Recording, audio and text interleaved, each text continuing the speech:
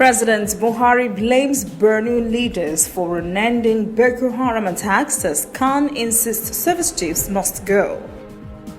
Federal and state health insurance schemes to merge.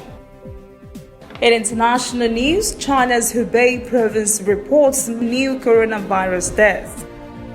And later, sport. NFF appoints Super Eagles former skipper Joseph Yobo as assistant coach.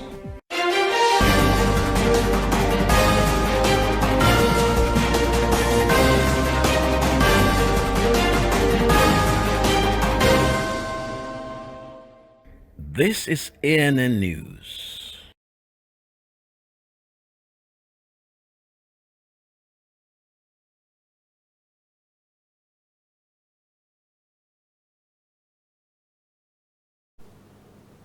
I am Olajumoke Olatunji. We start this newscast with this highly volatile breaking story. The Supreme Court has sacked Bayelsa State Governor-Elect David Leon and his deputy, Barukuma Degi-Eremieoyo of the All Progressives Congress APC.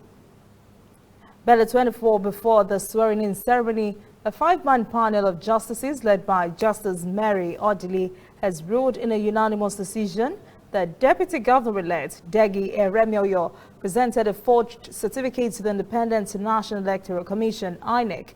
The Apex Court held that since Degi-Eremieoyo shared a joint ticket with the Governor-elect, his disqualification invalidated their nomination by the All Progressives Congress, APC. The court has ordered INEC to immediately withdraw the certificate of return and issue a fresh one to the People's Democratic Party with the second highest number of votes. President Muhammadu Buhari says Borno state leaders are responsible for continued Boko Haram attacks in the state. He blamed leaders of all communities in Borno state, saying they are not doing enough to cooperate with the military to end the Boko Haram insurgency. President Buhari said this during his condolence visit to Maiduguri on Wednesday over the recent Boko Haram attacks. President Buhari says he believes the insurgents have backers on the inside and have been fostering their attacks with local leadership support. Buhari said this while responding to comments on the insurgency by Governor Babagana Zulum and Shehu Borno. More than 30 stranded travelers were attacked and killed by members of the Boko Haram insurgents while trying to gain entrance into Maiduguri. And still on insecurity, the Northern Youth Coalition is asking President Muhammadu Buhari to resign from office before things get out of hand. The coalition compared President Buhari's handling of insecurity issues to former administration of President Jonathan and concluded Buhari must swing into action before Nigeria begins to resemble Somalia. The group's national convener, Mohammed Ishaq, affirmed that insecurity in Nigeria has lingered for too long and continues to threaten the nation's existence. The coalition says the youths are tired of excuses while their lives are being wasted daily and by the hour. Meanwhile, Chairman Senate Committee on Army Ali Ndume has urged the federal government to immediately engage the services of foreign mercenaries in the fight against insurgency, if that would end the Boko Haram crisis.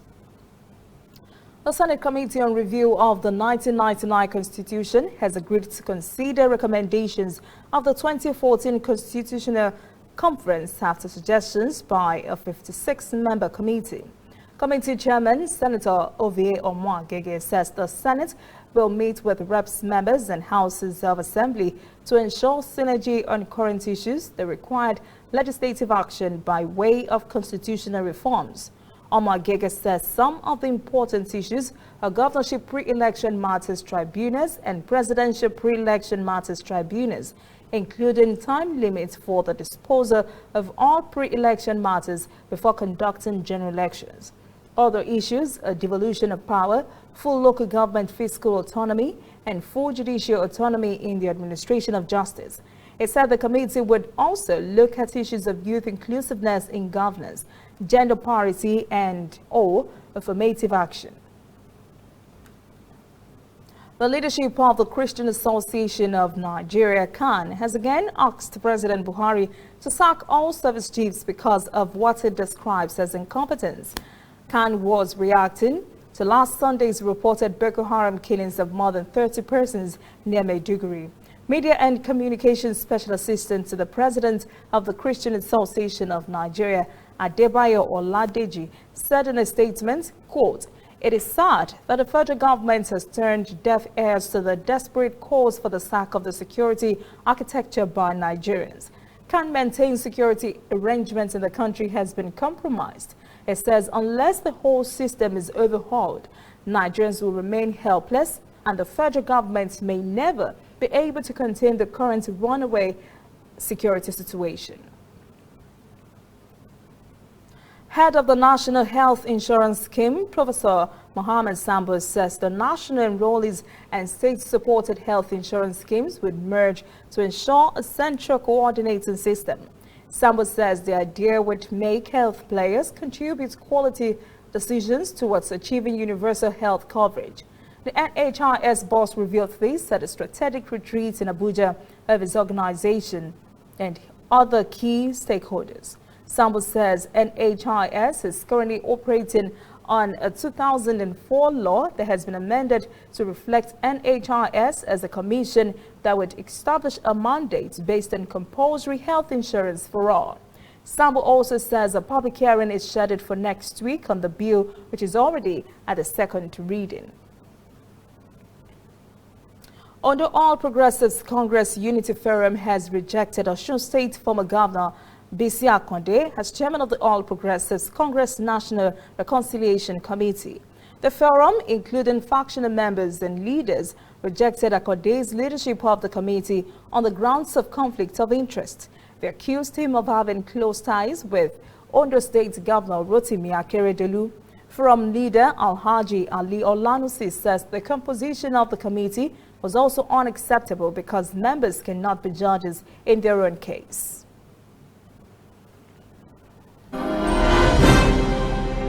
Coming up, African stories. South Africa marks 30 years of Nelson Mandela's release from prison.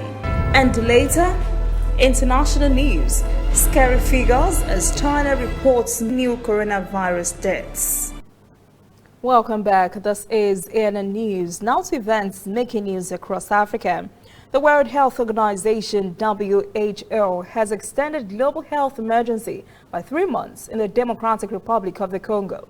More than 2,300 persons have died since Ebola broke out in 2018.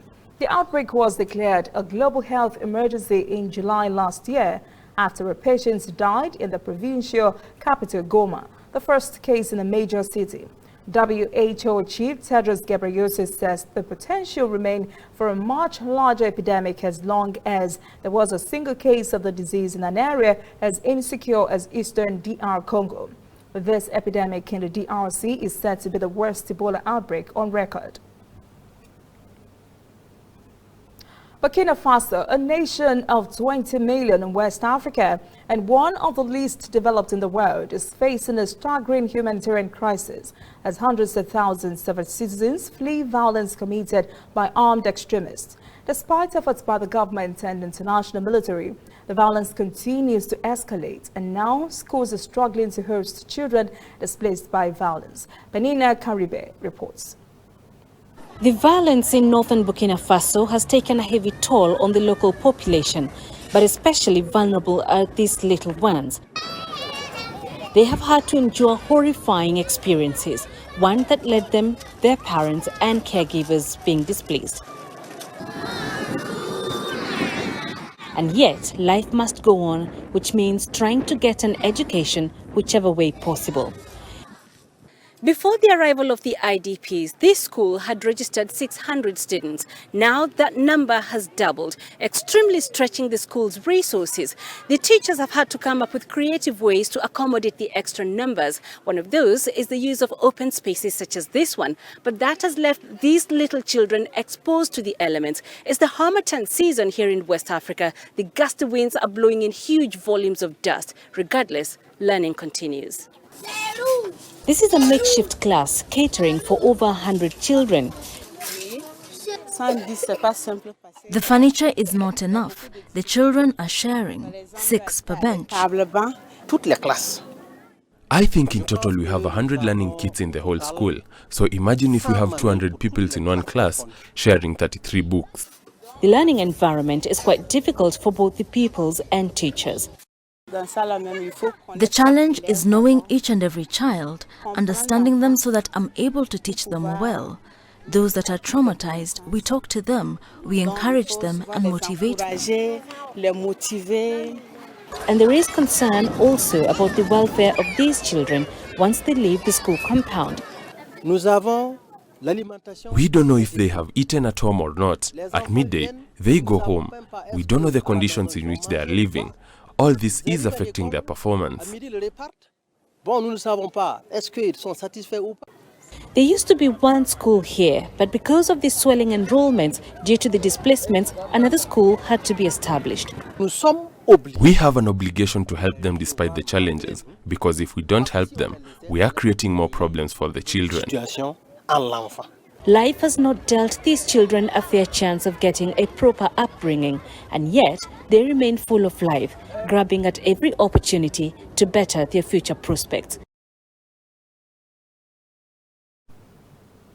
South African President Cyril Ramaphosa has paid tribute to his country's first democratically elected leader, the late statesman President Nelson Mandela.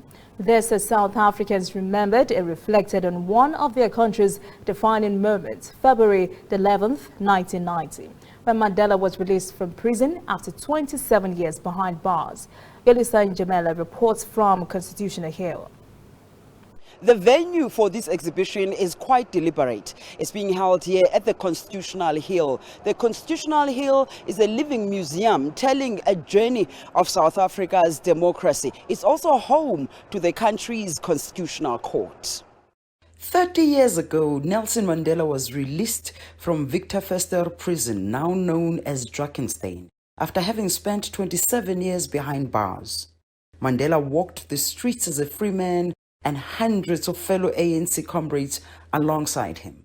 It was a historic day for Black South Africans, and thousands came out to celebrate the moment and to listen to Mandela speak. A number of commemorative events are taking place across South Africa in remembrance of that historic day. Here at the Constitutional Hill, the ANC is showcasing various artifacts depicting the 30-year journey of both former President Nelson Mandela and his organization. To tell the story of our rich liberation heritage through the power of artistry here at the Constitutional Hill, an important site to have emerged through our heart-earned freedom. His release from prison and the unveiling of the liberation movement on the 2nd of February of the same year, 1990, marked a new chapter in the history of our nation. The Secretary General says the best tribute the governing party could pay to Mandela's legacy and his generation would be to ensure the unity and renewal of the ANC. The nation owes a debt of gratitude that we'll never be able to repay in our lifetime. The best tribute we can pay in honor of the legacy of Nelson Mandela and his generation is to strengthen the ANC by devoting all our collective efforts towards the unity and renewal in our movement. Mandela passed on in 2013. His legacy lives on. When we return, international news. China's Hubei province reports new coronavirus deaths. And later, sport. Niger Football Federation appoints Super Eagles former skipper Joseph Yobo as assistant coach. Welcome back. This is ANN News. On the international front, the news on coronavirus disease still appears grim as Chinese authorities in Hubei province reports more than 240 new deaths. More than 1,300 persons have been killed since December. Authorities were not aware of the new deaths on Wednesday before announcing earlier that day a slowdown for 2 consecutive days in new cases. At the epicenter of the virus in Hubei province, authorities said changing their detection methods from laboratory tests to computerized body scans had ballooned the figures of total confirmed cases in Hubei to almost 60,000, an increase of nearly 15,000. There is suggestion now that the virus began late last year at a seafood market that was illegally selling wildlife meat in Wuhan. Coronavirus has killed more people than the acute respiratory syndrome outbreak of 2002 to 2003. SARS killed nearly 800 persons and sickened 8,000 in China and Hong Kong. A team of UK scientists from Imperial College London has begun animal testing of a vaccine for the new coronavirus epidemic. They have come up with a candidate vaccine in just 14 days, something that could have taken months or even years, thanks in part to the collaborative approach taken by China.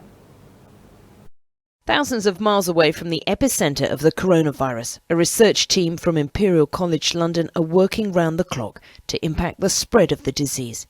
They have turned out a candidate vaccine, something that can take months or even years, in just 14 days, thanks in part to the collaborative approach taken by China. It has been remarkably good about how the Chinese scientists have shared their research and their data very openly and very quickly, and that has enabled the not only the development of vaccines but also of diagnostic tests which can then be used globally to reduce the spread of disease. Tests of the vaccine on animals, mice and primates began this week. If all goes well, clinical human trials could start this summer. Then a phase 2 human trial will have to be undertaken before mass production can become viable. To make the biologically safe material, you need very specific types of factories, and you need to develop those processes once we know which vaccine is going to work. And so there is a delay time in that process, but also we need to make sure it's safe and do the test properly before. Rushing it through and getting an unsafe vaccine would be far worse than doing it as quickly as we are able to and getting a safe, effective vaccine.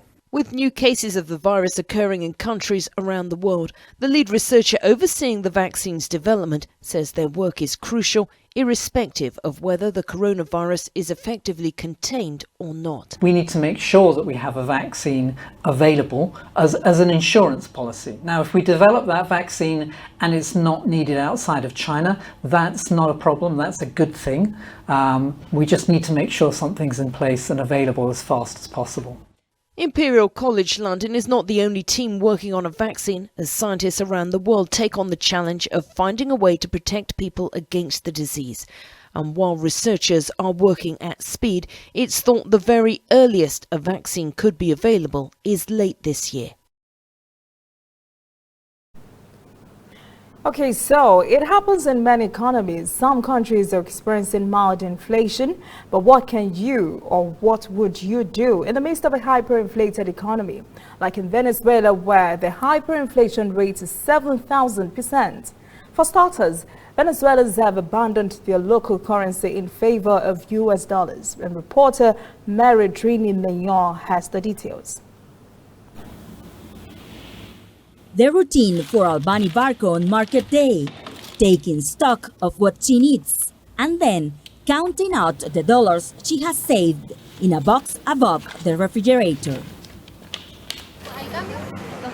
Like most people here, she pays for her groceries with dollars.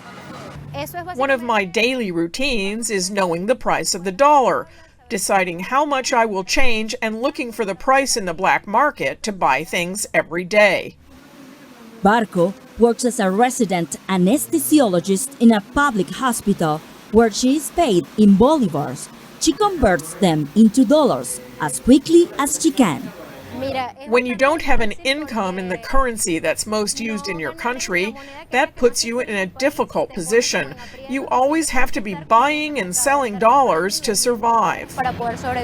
Venezuelans are using dollars to buy groceries, washing machines, real estate, and just about everything in between, as Venezuela's official currency loses its value. The bolivar depreciated more than 90% last year. And according to the Venezuelan parliament, hyperinflation reached 7,000%. For some merchants, that has meant reprinting price lists in bolivars several times a week. This Caracas restaurant is advertising, "Eat here for $1." And the customers could buy their burgers using hundreds of thousands of bolivars, must pay with a $1 bill. Es el circulante que se está generando. It's come full circle. I pay in dollars, you pay me in dollars, you receive change in dollars, and it works as a new economy because the bolivar has lost its value. In Venezuela, the official currency is the bolivar, but the US dollar is tolerated. Economists say, in practice, the dollar is used in nearly half the retail transactions in the capital, and even more transactions outside it. You don't need to be an economist to know that the value of the bolivar in the future will be less than it is today or what it was yesterday. On this market day, Albani Barco spent $7. She says she's counting on remittances from her brothers outside the country so she can cope with the informal dollarization of Venezuela. Up next, sports. NFF appoints Super Eagles former skipper Joseph Yobo as assistant coach. Please stay with us. Welcome back. This is ANN News and Sport. Joseph Yobo has been confirmed as the new Nigeria assistant coach, replacing Imama Amakpabu, who has parted ways with the federation. Yobo, an Everton legend, captained the Super Eagles to a triumphant outing at the 2013 Africa Cup of Nations in South Africa. He will now assist head coach Kenneth Ball. Yobo graduated to the Super Eagles after representing the country at under-20 level during the 1999 FIFA Under-20 World Cup.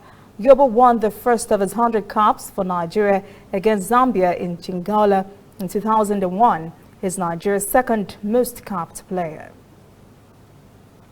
Nigeria's women national basketball team, D Tigers, have moved up to 14th in the new FIBA rankings. They garnered 366.6 points to be ranked the first team in Africa and second highest climbers after Mozambique. The Tigers moved up after qualifying for the 2020 Olympics, defeating Mozambique and losing to Serbia and USA in the process. The top 6 in the world ranking is unmoved, with USA, Australia, Spain, Canada, France and Turkey in that order, dominating the rankings. That is in the news this evening. Thank you for joining us. For details on these and other breaking stories, visit our website, annafrica.news. Conversation continues on our social media platforms, Twitter, Instagram, and Facebook at ANN Africa TV. I am Olajumoke Olatunji. Have a pleasant evening.